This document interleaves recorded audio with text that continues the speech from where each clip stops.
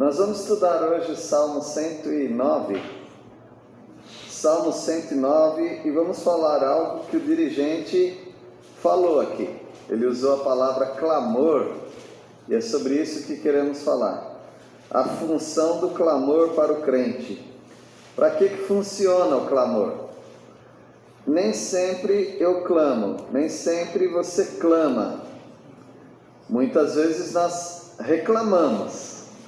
Mas nós estamos falando de clamor. Clamor poderia ser a mesma coisa que oração. Um pedido a Deus, uma oração. Mas clamor, ele tem um sentido mais intenso. Uma criança pode chamar o pai ou a mãe, pai, mãe. Mas se ele estiver num grande perigo, ou se ele achar que ele está num perigo, se ele tiver com o pé enroscado em algum lugar, se caiu alguma coisa, se ele cortou o pé, ele não vai falar, mãe, pai, vai falar, mãe, pai, vai gritar, vai clamar. Então clamor, ele tem esse sentido. Não é que a gente ora gritando, a nossa igreja não tem esse costume de orar gritando. Sem gritar, a nossa igreja já faz barulho desse jeito, imagina. Não é orar gritando, mas é orar com um sentimento muito intenso. É como se a nossa vida dependesse daquele pedido a Deus. É como se nós estivéssemos falando, se o Senhor não me atender, eu estou perdido, eu não tenho mais da onde tirar ajuda. Então essa é a prática do clamor. Nem sempre nós estamos clamando, muitas vezes nós estamos falando com Deus de uma maneira mais tranquila, porque está indo tudo bem, mas às vezes, e muitas vezes, nós choramos, nós clamamos, nós pedimos, nós suplicamos. Então é sobre isso que vamos estudar. O Salmo 109, ele dá abertura a um tipo de salmo chamado Salmos Imprecatórios. Salmos imprecatórios é aquela oração intensa, mas não só a meu favor. Não só o salmista, aquele que está orando, está pedindo para Deus ajudá-lo, mas veja só, ele está pedindo para Deus castigar outras pessoas. No Antigo Testamento eles oravam assim, antes de ter uma compreensão maior do amor de Deus, da paciência de Deus, da tolerância de Deus, eles oravam assim.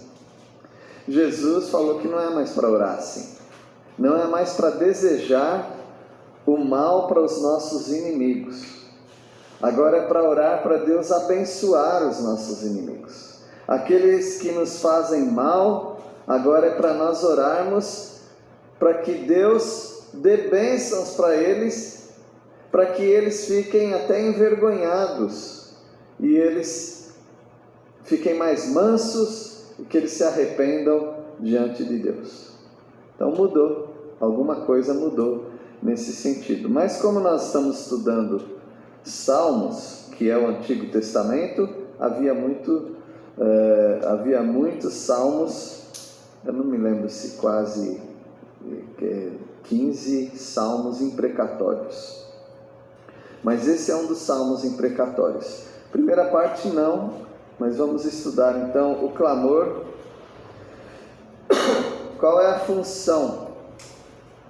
Qual é o benefício de clamar a Deus? Então eu quero ensinar você, segundo a palavra de Deus. Deus vai ensinar você. O clamor tem o poder de extravasar os nossos sentimentos reprimidos. O que é extravasar? Alguém poderia me dizer o que é extravasar?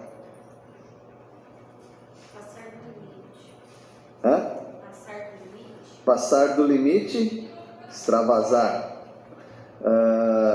que mais? Diz os cariocas, é entornar. É o quê? Entornar. Entornar. Vazar, entornar, extravasar, vazar, extra, além, como a Karine falou. Ou seja, jogar para fora. Jogar para fora. O clamor para o crente, para aquele que crê na palavra de Deus e que crê em Deus, porque para orar, para clamar, você precisa crer que Deus existe e que Deus vai responder sua oração. Então o clamor, ele tem esse poder de jogar para fora os nossos sentimentos reprimidos. O que é reprimido? É embutido, guardado, trancado e às vezes fazendo até mal para nós. Às vezes a gente quer falar alguma coisa, mas a gente não pode falar. Imagina se a gente falar tudo aquilo que está apertando o nosso peito. Às vezes é uma raiva contra alguém. A raiva existe, vai fazer o quê? Não pode ignorar isso, ela existe. Mas eu não vou falar para a pessoa, eu não vou falar para outras pessoas, senão eu vou intoxicar, envenenar as outras pessoas com a minha raiva. O que eu tenho que fazer? Você tem que reprimir isso daí. Mas não sei se vai ser muito bom também para a sua saúde. Mas nós temos um recurso maravilhoso, que é extravasar. Falar para quem? Para Deus, para aquele que realmente interessa. E às vezes nós falamos para as pessoas, estou com uma raiva daquela pessoa, e quando chega para falar para Deus, a gente não fala, porque a gente acha que Deus vai ficar bravo com a gente. Vamos entregar o nosso clamor para aquele que pode resolver. As pessoas não podem resolver nossos problemas, não sempre, né? Mas Deus sempre pode. Então nós vamos ver sobre esse sentimento de precisar extravasar os nossos sentimentos, e o clamor serve para isso. Então esse é um salmo, como diz aqui o título, ao mestre de canto, Salmo de Davi. Ele escreveu esse salmo para fazer uma música, para eles cantarem essa música. Então é um sentimento, esse clamor é um sentimento de não ser ouvido. Você já teve esse sentimento? Parece que ninguém está me ouvindo. Versículo 1, alguém pode ler? Bem alto. Ó Deus do meu louvor, não te cales. Não te cales. Parece que Deus está calado. É o sentimento que nós temos. Então nós clamamos a Deus: Senhor, acorda. Deus não dorme, mas a gente sente que Ele está longe de nós algumas vezes. Então nós podemos dizer para o Senhor: eu quero ser ouvido pelo Senhor. É para isso que serve o clamor. Às vezes nós temos sentimento de maus tratos. Sentimos que as pessoas estão nos maltratando. Versículo 2. Pois contra mim se desataram lábios maldosos e fraudulentos, com mentirosa língua falam contra mim. É assim que Davi, o rei Davi que estava orando, ele se sentia que as pessoas estavam falando mal dele, que as pessoas estavam levantando história contra ele, mentira contra ele. E também é um sentimento de ser odiado. Parece que as pessoas nos odeiam. Versículo 3. Certo comigo com palavras odiosas e sem causa me fazem guerra. Sem causa me fazem guerra. Não estou fazendo nada contra ninguém e as pessoas estão tendo ódio contra mim. É assim que ele sentia. Então esse tipo de oração é um clamor. É muito intenso, porque tem muito sentimento reprimido aí, tem muito sentimento guardado. E é um sentimento de não ser correspondido. Às vezes nós temos esse sentimento de que parece que nós estamos fazendo alguma coisa boa para alguém, mas a pessoa não está retribuindo as coisas boas que nós estamos fazendo. Versículo 4. Em pago do meu amor me hostilizo, eu porém oro. Em paga, ou seja, eu demonstro amor para as pessoas e como que elas respondem? Com hostilidade. Elas respondem para mim com ódio. Elas respondem para mim agressivamente. E o que eu faço? Eu fico só chorando? Posso chorar, sim. Eu vou revidar contra a pessoa? Talvez não seja a melhor maneira de você agir. Mas o salmista ele descobriu uma maneira: orar. A oração resolve muitos problemas. Poderíamos dizer que a oração resolve todos os problemas. Porque nós estamos falando com aquele que pode fazer alguma coisa por nós. Esse é o clamor. E há um sentimento também de que não vale a pena fazer o bem. Alguém já se sentiu assim? Não vale a pena. Eu faço tanto por essa pessoa ou por essas pessoas, mas elas nem reconhecem o bem que eu estou fazendo, são ingratas. Então não vale a pena ajudar as pessoas. A gente ajuda alguém e depois a pessoa passa a perna na gente. Então não vale a pena. Esse é o sentimento. E eu não estou dizendo para você ficar falando isso para as pessoas, porque as pessoas vão achar que você está muito magoado. E talvez você esteja mesmo, mas você tem que falar com Deus. Falar com Deus. Versículo 5. Alguém pode ler? Pagaram-me o bem com o mal, o amor com o ódio. Será que vale a pena? Eu fiz o bem, o que eu recebo em troca? O mal. Eu amei as pessoas, o que eu recebo em troca? O ódio. Vale a pena mesmo ajudar as pessoas? Davi estava se sentindo assim, por isso ele clamava a Deus.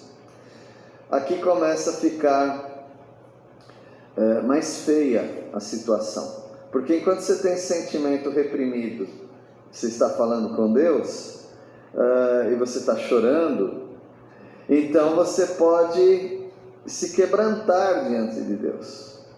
Mas o problema é quando você começa a ficar endurecido das situações. Aí você começa a ter um sentimento de vingança. Alguém disse assim: toda vez que você tiver ódio de alguém, e tá bom, eu sei que ninguém nunca pensou isso, né? Mas toda vez que você quiser matar alguém, você tem que preparar 2 covas. Uma para quem você vai matar e a outra para você mesmo. Porque o ódio, ele não acaba só com o objeto do seu ódio. O ódio acaba com você. Ele acaba aos poucos com você.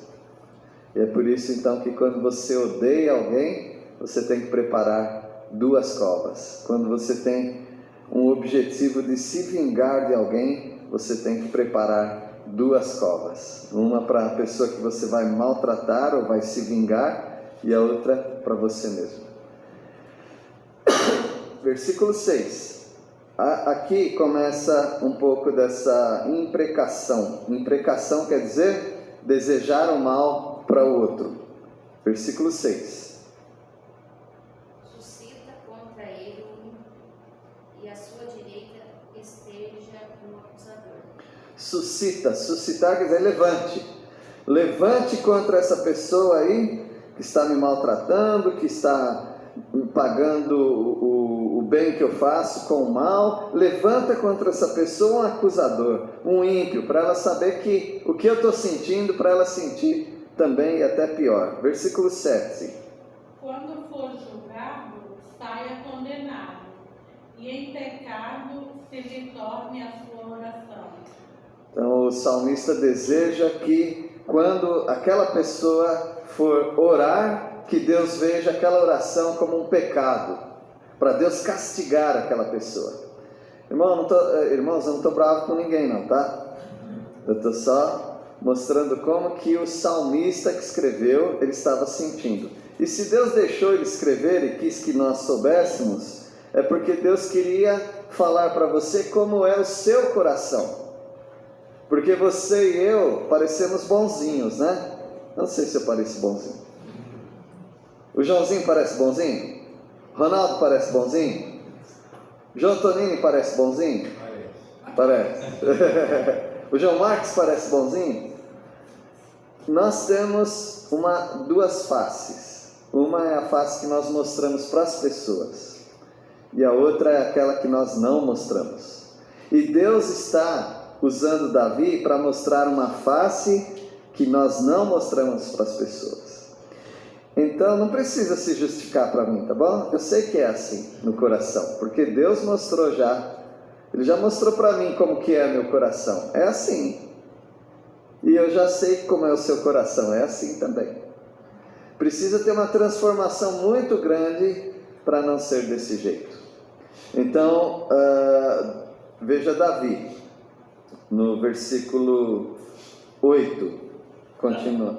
Dá a ele uma vida curta e que outro assuma seu posto. Que ele morra logo. E que outra pessoa já tome o lugar dele. Esse é um versículo que foi profetizado e usado em Atos 1, versículo 20. A respeito de quem? Né? Judas Iscariotes. Judas morreu cedo. Ele se matou, porque ele não aguentou o que ele fez contra Jesus. E outro tomou o lugar dele, que foi o Matias. Foi feita uma eleição e ele ficou no lugar de Judas. E às vezes é o nosso sentimento também, que aquela pessoa passe logo, que outra pessoa, se a gente não quer que outra pessoa morre, pelo menos que outro pegue o lugar dele, né? Versículo 9. Fiquem órfãos, seus filhos, dê viúva a sua esposa. Tá bravo o homem aqui. O desejo dele é que os filhos fiquem sem pai, que a esposa fique sem marido. Esse é o desejo dele. Esse é a podridão do nosso coração, se Deus não toma conta de nós. Versículo 10. Que os seus filhos fiquem sem lar e sejam mendigos, que sejam expulsos das casas em ruínas onde moram. Até vergonha, né, de falar que Davi tinha esses sentimentos. O menininho tocando harpa, né, conduzindo as ovelhas, mas é assim que ele se sentia. Então ele tinha os momentos de raiva dele e ele clamava a Deus. Então, se você falar isso aqui para as pessoas vão começar a ficar com medo de você. As pessoas vão começar a pensar que você é uma pessoa violenta. No fundo você é violento, só que você não extravasa a sua violência, graças a Deus, né? E tem algumas coisas que nos seguram. Primeiro, que nós sabemos, apesar do sentimento, nós sabemos que ser violento vai causar um mal para nós, para as pessoas queridas. Nós podemos ser presos, nós podemos responder pelos nossos atos, nós podemos pagar multa. Tem várias coisas ruins. Então, essas coisas acabam nos segurando. Mas em lugares onde a sociedade não é igual à nossa, toda policiada, toda cercada de moralismo, né? Eles vivem de uma maneira quase igual ao animal. Um mordendo o outro, um batendo no outro, pegando pau, pegando pedra, assassinando, machucando. Eles são assim. Assim é o ser humano. E João, no Novo Testamento, tá? O discípulo de Jesus, que é chamado discípulo amado, ele disse que nós temos uma tendência homicida, uma tendência de assassinos. E ele falou que todo aquele que odeia a seu irmão é o quê? Assassino. Não precisa assassinar alguém para ter a tendência de ser assassino. Tirando todas os empecilhos, nós seríamos pessoas bem violentas. Graças a Deus, o Senhor nos resgatou dessa violência, né? Versículo... Aqui ele vai continuar, tá bom?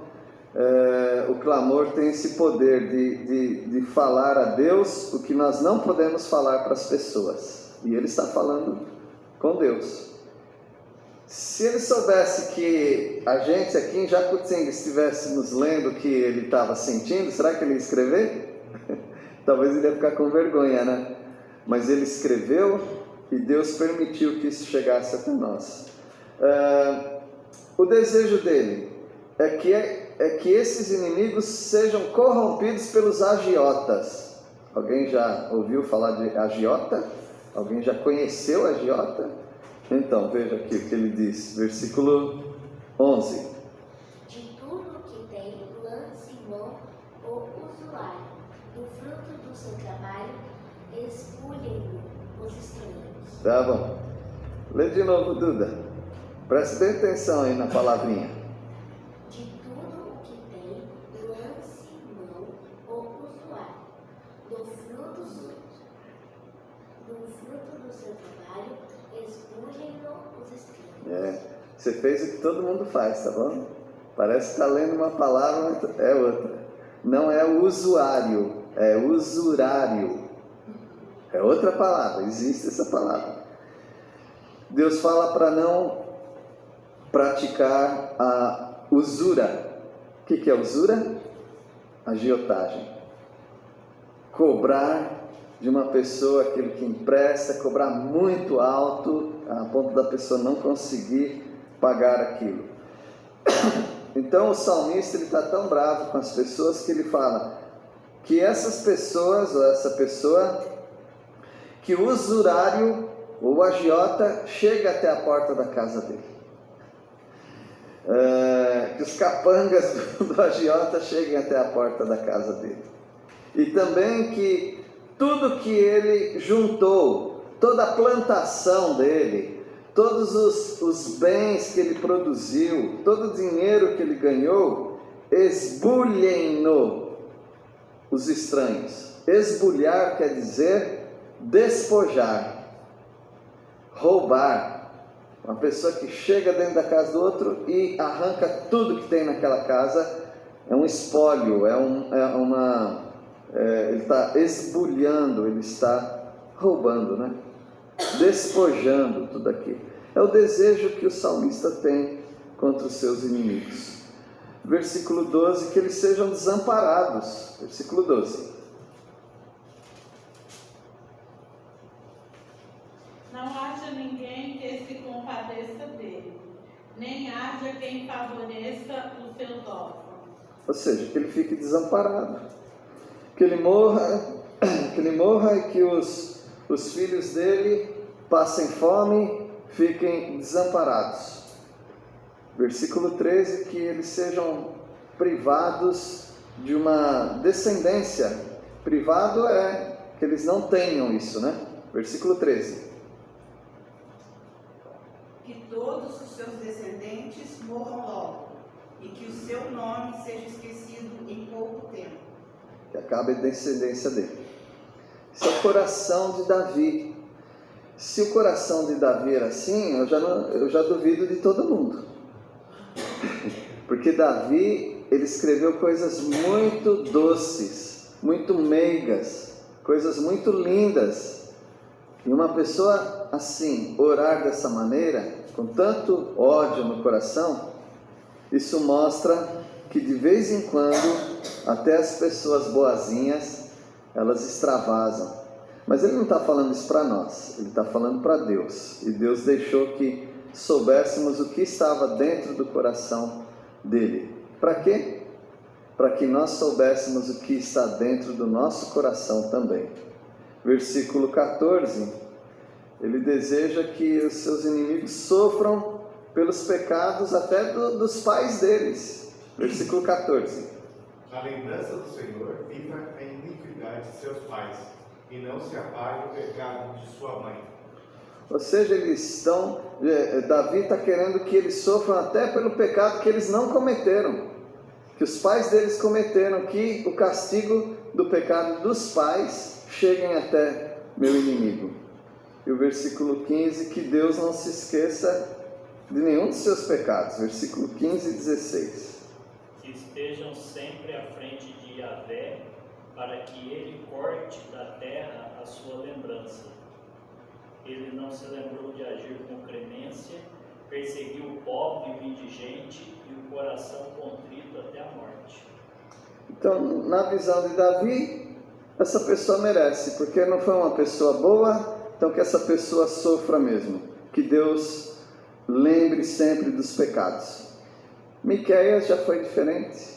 O profeta Miqueias, ele falou que os nossos pecados são lançados nas profundezas do mar. E Deus nunca mais vai se lembrar dos nossos pecados. Porque Cristo Jesus faz isso com os nossos pecados. Ele apaga os nossos pecados. Se Jesus Cristo nos tratasse igual Davi está orando, nós estaríamos perdidos. Mas Jesus Cristo foi cheio de compaixão, cheio de amor.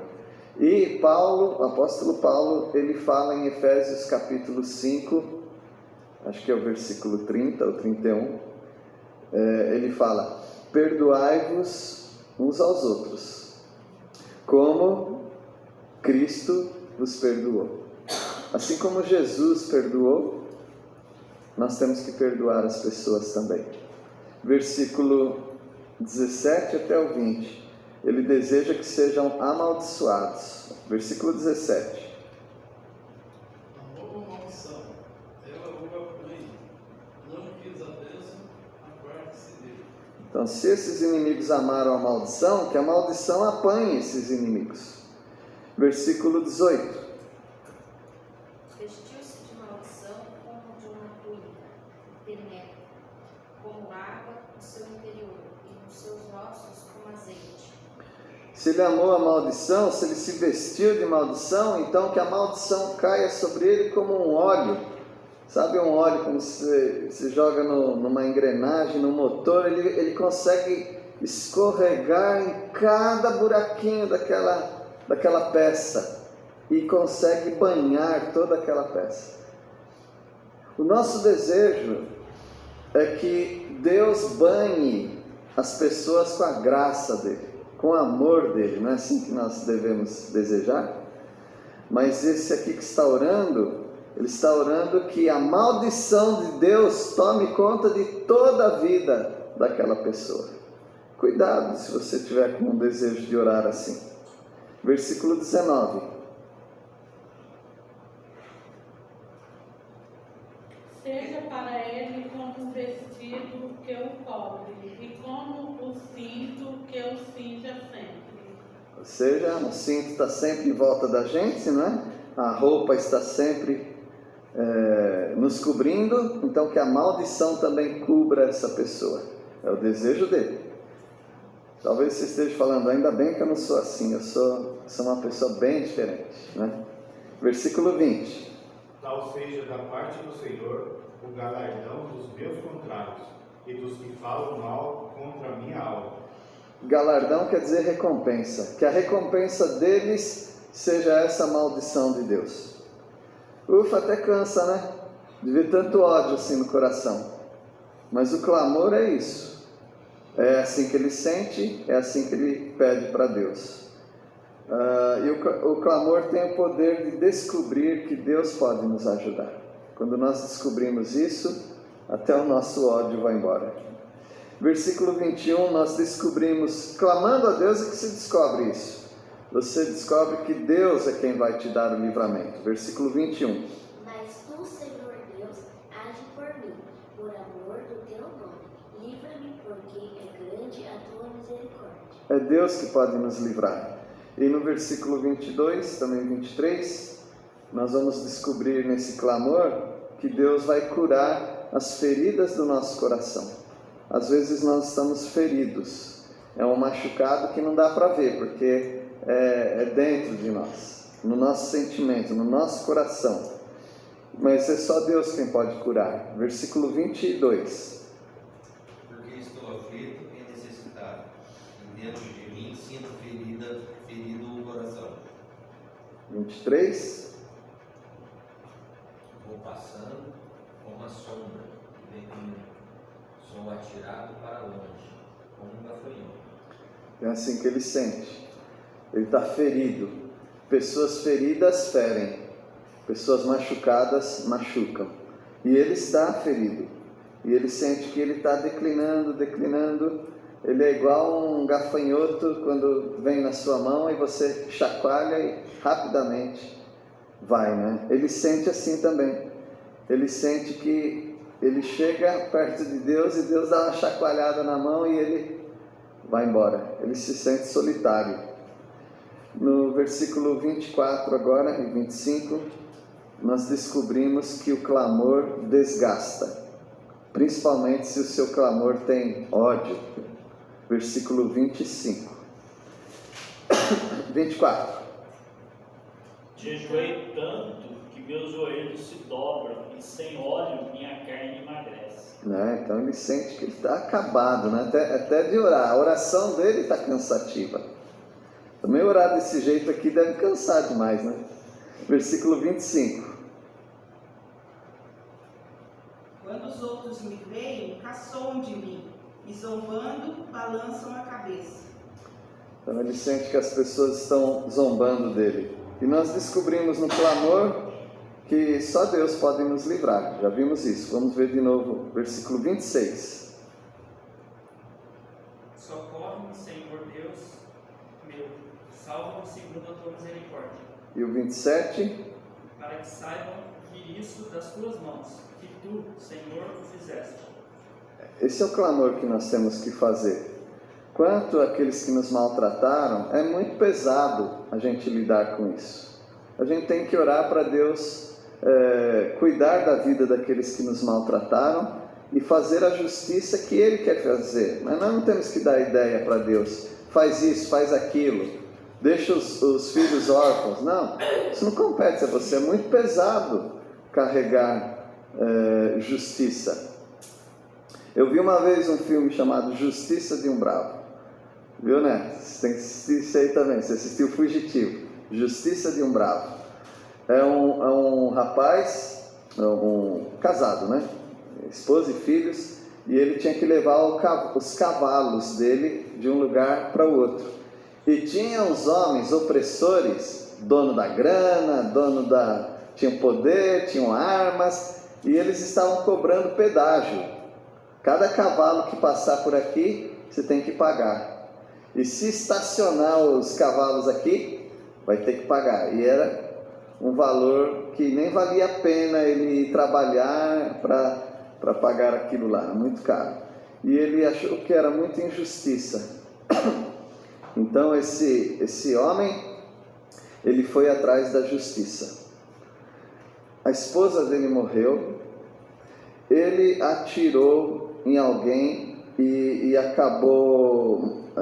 ele foi tentar atirar no bandido e acabou matando uma outra pessoa. E ele, atrás da justiça que ele buscava, ele fez muitos desastres, muitas coisas ruins. Aí veio o juiz de uma cidade para julgar o caso e ele ganhou a causa. Ele realmente estava certo. Só que o juiz falou: cuidado com a justiça, porque ela pode vir sobre a sua cabeça. Agora que já foi feita a justiça, o opressor lá vai ter que ele maltratou o cavalo, vai ter que cuidar do cavalo e tudo mais. Você ganhou a causa, mas agora você vai preso, porque você fez muitas outras coisas no caminho. Então, a justiça de um bravo, né? Às vezes nós queremos justiça, mas não vai com muita ansiedade para achar a justiça que você pode achar. Você vai achar contra você também. E o versículo 20 e 28, nós descobrimos que no clamor, Deus nos abençoa e nos dá alegria. Peça para Deus tirar todo sentimento ruim que você tiver contra alguém. Você não tem que fazer justiça.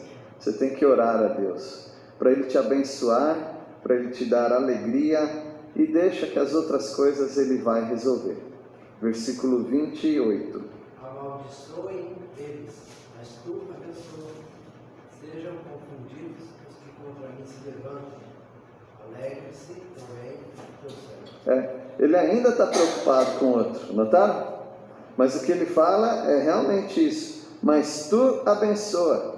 Busca a bênção do Senhor, não a justiça. Busca a bênção do Senhor. Não busque a confusão dos outros, mas busque a alegria que Deus pode te dar. Busque a bênção e a alegria. As outras coisas deixa com Deus, que Ele sabe como resolver. Versículo 29.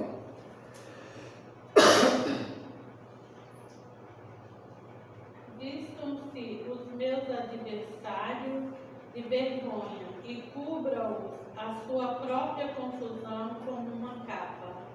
É assim que ele aprendeu e assim que ele está orando. Ele está orando uma oração imprecatória.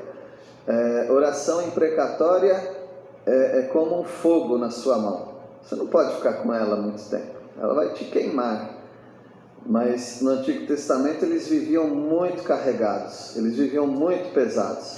Eles não conheciam a graça de Deus como você conhece. Versículo 30. Descobrimos no clamor que Deus busca. O que Deus busca? A nossa gratidão e o louvor para Ele mesmo. É isso que Deus quer de você. Ele não quer um monte de reclamação sua. Ele quer que você agradeça ao Senhor e o louve. Versículo 30.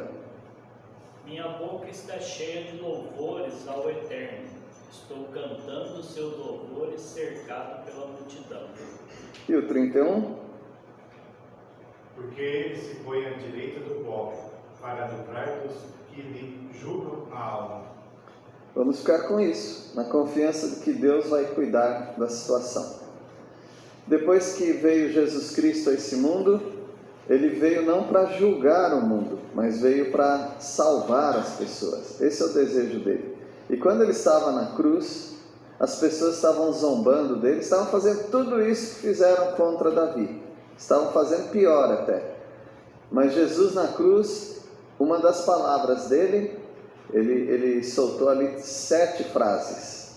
São 7 gritos, os 7 clamores de Jesus na cruz. E uma delas foi: Pai, perdoa-lhes, por quê? Aí a gente fala, lógico que sabem. Não, eles não sabem o que fazem. E Estevão, o discípulo de Jesus também, ele estava sendo apedrejado e ele viu o céu aberto, né? Ele viu o céu aberto, ele viu Jesus o recebendo já. E ele falou quase as mesmas palavras. Ele falou: Pai, não lhes impute esse pecado. Ou seja, não coloque na conta deles esse pecado de estarem me apedrejando. E assim, meus irmãos, nós aprendemos que quando veio Jesus Cristo, a nossa oração não é mais essa oração pedindo vingança, buscando justiça, mas é uma oração pedindo e agradecendo as misericórdias do Senhor pelas nossas vidas. Que o Senhor alcance o coração de cada um aqui com esse amor e que todo espírito de vingança, de braveza saia aí do seu coração. Vamos orar? Nosso Deus, obrigado pela Tua palavra, agradecemos porque aprendemos a ver como é o nosso coração, mas aprendemos também que, vindo Jesus Cristo, a Tua graça superabundou nas nossas vidas e nós não precisamos mais fazer esse tipo de oração. Ó Deus, quando tivermos esse sentimento, nós vamos falar para o Senhor, mas nós pedimos que bem rapidamente o Senhor já apague esse sentimento das nossas vidas.